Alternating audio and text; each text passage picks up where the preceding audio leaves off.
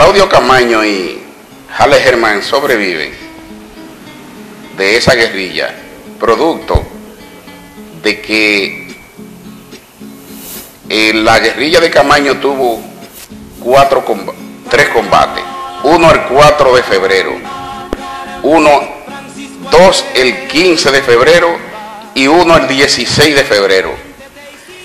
Cuando el 15 de febrero la guerrilla aniquila una patrulla numerosa que lo había emboscado, luego un camión que vino a buscar los heridos a ese punto de una carretera, Camaño pensó, hay que combatir fuertemente para ver si nos dejan de perseguir, porque tenían 5 días sin haber comido nada. Entonces cuando el camión viene, también aniquila a todos los que vienen en el camión y le pega fuego. Eso es de madrugada. Cuando bajan un camino de un aserradero, después de haber combatido y quemado el camión, bajan un aserradero. Ellos van caminando y la patrulla, otra patrulla que viene atrás dándole seguimiento, ve en las pisadas de los guerrilleros todavía el charquito de agua que van pisando, en eso tan húmedo, esa parte húmeda, ven el agua sucia de las botas y los guardias van caminando atrás de ellos y los guerrilleros van adelante. Después de esos 2 combates, uno en la noche y uno en la madrugada, los guerrilleros, y con hambre, los guerrilleros le piden a Camaño que quieren descansar, están un poco mojados. Camaño le da la orden, sí, más adelantico. Se ubican en un punto muy estratégico, pero se quitan las botas, el fusil de Camaño había tenido un defecto, se pone a arreglarlo, luego se quitan las botas, se quitan la gorra, y hay 2 guerrilleros que ponen sobre unos árboles, unas ramitas, las gorras y unas viseras. Luego los soldados que vienen atrás, casi pies con pie con ellos, divisan ese trapito que se ve allá y esas cositas, con unos binoculares. Le dicen al comandante que Ramiro venía comandando eso, Ramiro Mato González, capitán. Le dice que observe lo que se ve allá. Cuando le meten los binoculares, son vísceras y gorras. Entonces, la patrulla se apertrechó bien y se le acercó.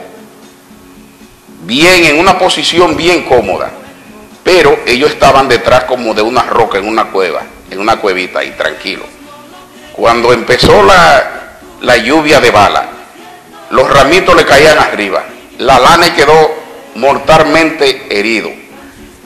Camaño no quedó herido, pero quedó cerca de él, porque ese era el lugarteniente de Camaño, la Lani.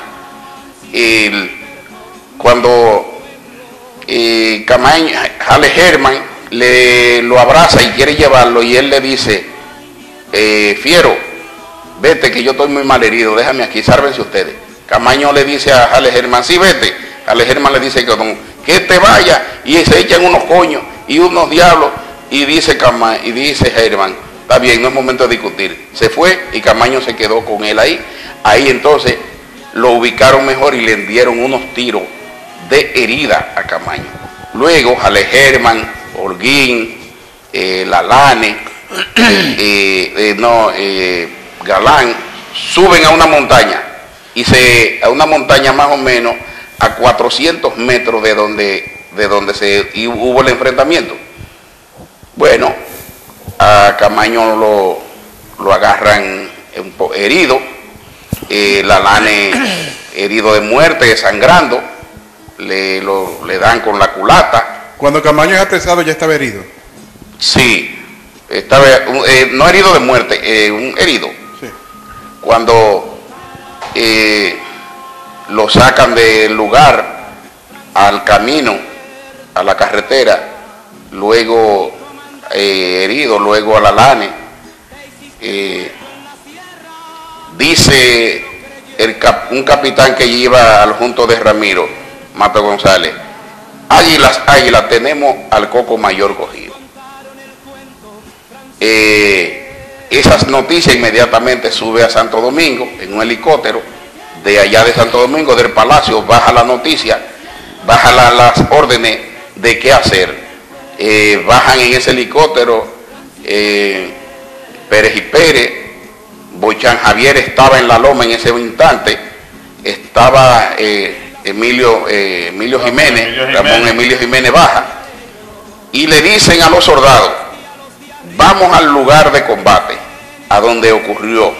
Luego agarran a Camaño unos soldados por los brazos, cada uno por un brazo, y apostan a 50 metros otros soldados de lado y lado del lugar.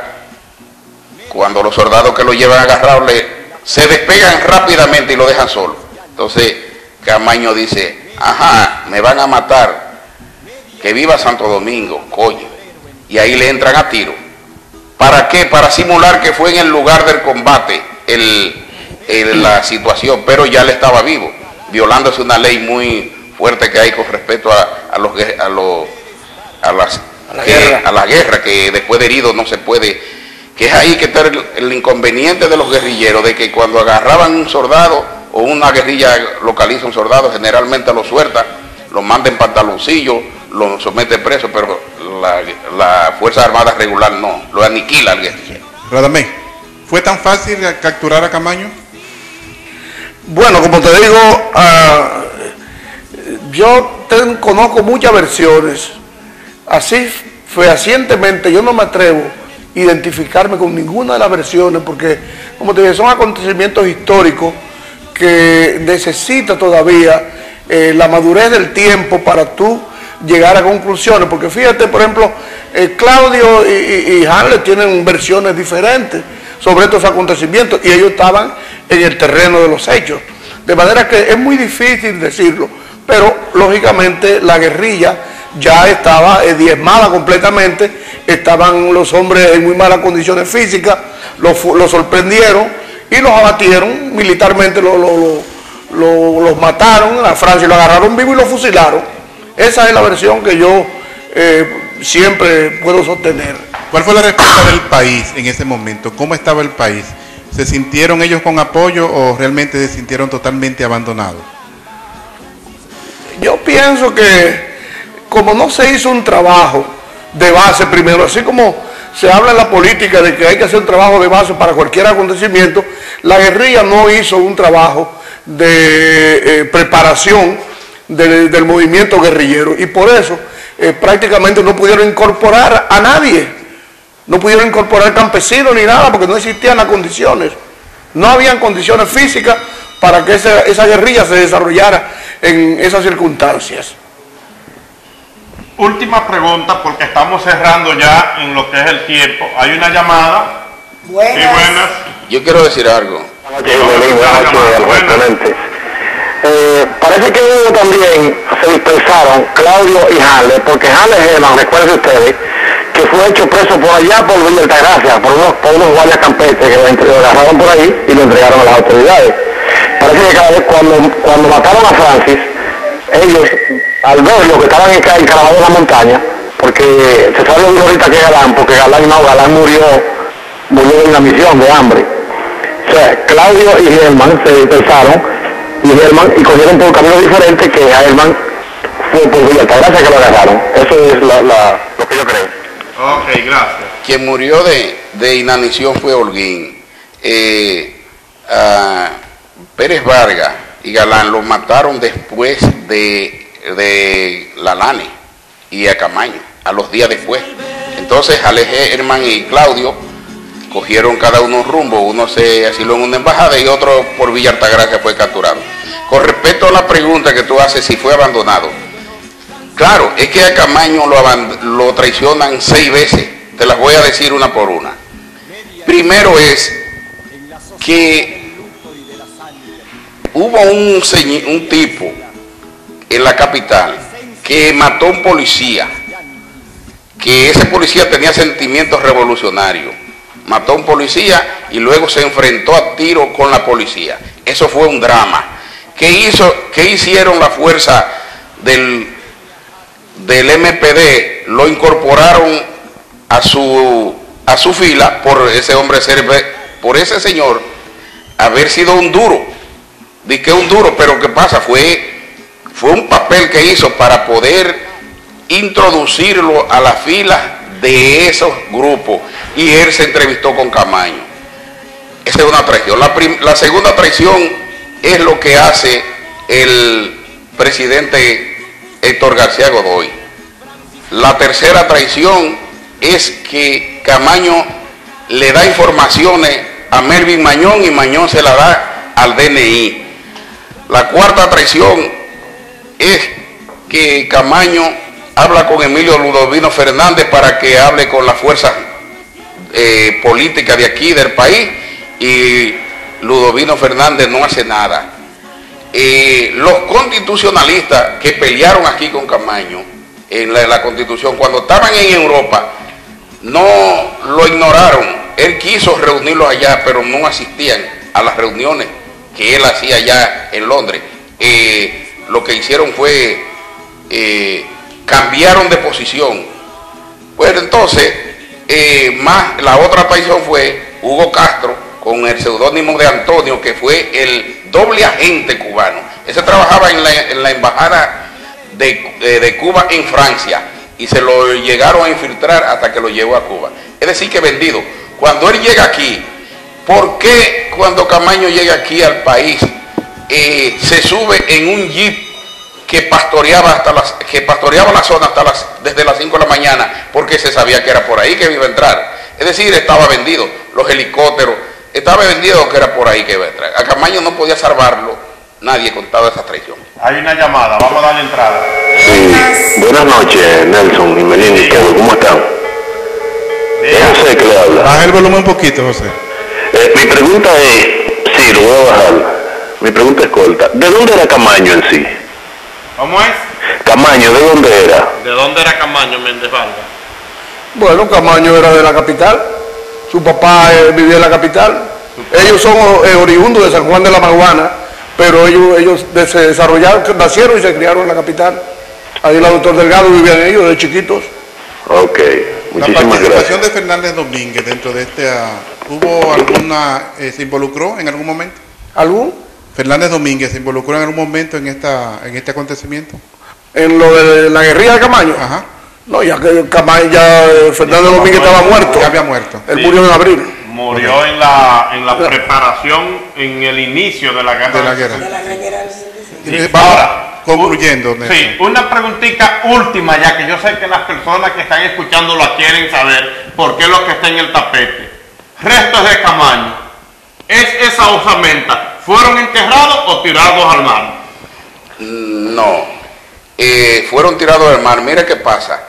Cuando a Camaño lo agarran en la montaña, lo matan, y a Jale Herman lo fusilan, los envuelven en un plástico y lo llevan en un helicóptero hasta San Isidro. De San Isidro lo meten en un avión y ese avión dura 1 hora para volver a la pista de San Isidro con esos 2 paquetes. Los tiraron al mar. ¿Por qué los tiraron al mar? Porque esa era la práctica que se hacía en las Fuerzas Armadas de Panamá, una escuela que tenían los militares norteamericanos allá, de desaparecer los cadáveres.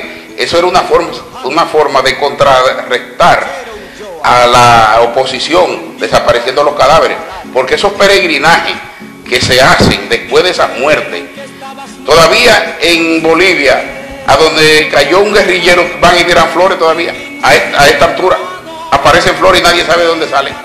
Es decir que Camaño era un hombre que una tumba, no, eso iba a ser una situación difícil para el gobierno.